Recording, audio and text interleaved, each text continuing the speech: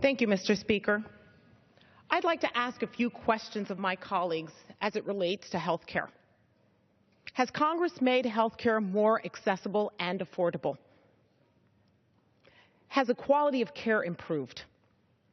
No. Do hardworking families and our children deserve better? Absolutely.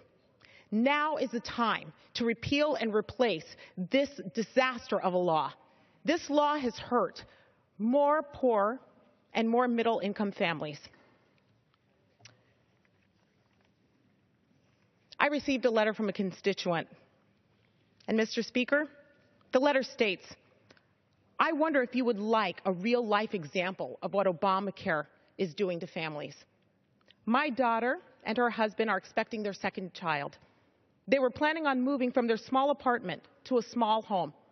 Their insurance has doubled under Obamacare, and they will pay $500 a month. Their deductible will be $10,000.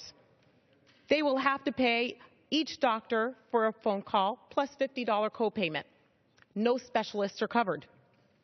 They barely are getting by as it is. Because of their insurance costs, there is no chance of getting into a home or even a bigger apartment. How can insurance for everyone be of help if it causes such a financial burden on families? My daughter is so depressed. She isn't even excited about her upcoming child because she is so worried about their future. If we had the means to help, we would, but we don't. My heart breaks for her. How can Congress help? Sincerely, Paula.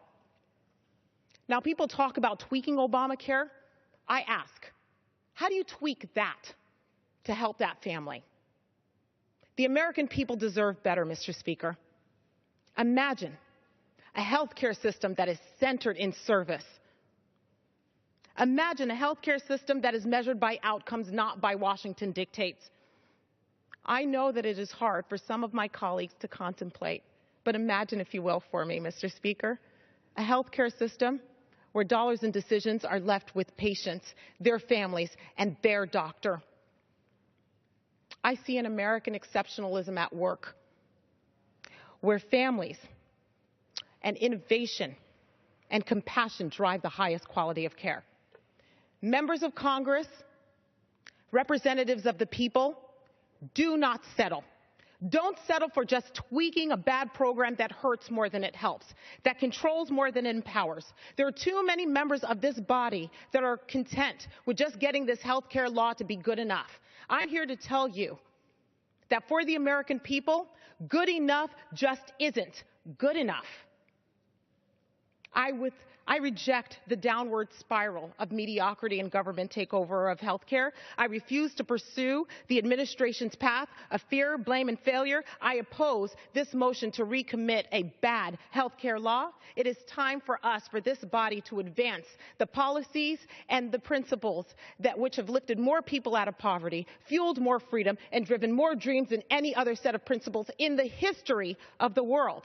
I ask this body to come with me, boldly step forward, and unleash that American exceptionalism that produces the health care solutions that this family is worthy of, and every hardworking American country is worthy of. May God continue to bless this great, exceptional country. Thank you, Mr. Speaker. I yield back the balance of my time.